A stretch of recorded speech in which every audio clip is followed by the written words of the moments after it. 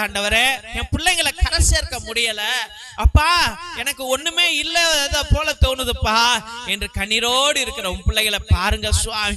ஈசாக்கு ஆண்டவரே அபிரகாம் விட்டுட்டு போயிட்டாரு ஆண்டவர், தன்னந்தனியாக போராடினான் சுவாமி. ஆனால் நீர் அவனோடு இருந்தீர் ஆண்டவர். அவன் எங்கெல்லாம் சென்ற ஆண்டவரே அப்பா, அந்த குளங்களை வெட்டினானோ அங்கெல்லாம் ஆண்டவரே அந்த கிணத்துக்குள்ளா தண்ணீர் நிரம்பி வந்ததே சுவாமி. ஏசப்பா, அதே போல உன் பிள்ளைகள் செய்கிற தொழிலை ஆசீர்வதிங்க, வியாபாரத்தை ஆசீர்வதிங்க, வேலையை ஆசீர்வதிங்க, முயற்சிகளை ஆசீர்வதிங்க, உணவு பொருட்களை ஆசீர்வதிங்க, திட்டங்களை ஆசீர்வதிங்க, பண வருமானத்தை ஆசீர்வதிங்க. இன்றைய ஆண்டவரே கஷ்டம் நாளை வருடத்துல இருக்கவே கூடாது ஆண்டவரே. இந்த பிள்ளைகள் நிறைவாக ஆசீர்வதிக்கப்படட்டும், ஈசாக்கை போல நிறைவாக ஆசீர்வதிக்கப்படட்டும். கஷ்டங்கள் தீரட்டும், கவலைகள் தீரட்டும், கடன்கள் ஒழியட்டும், பண வருமானத்தை நிறைவாக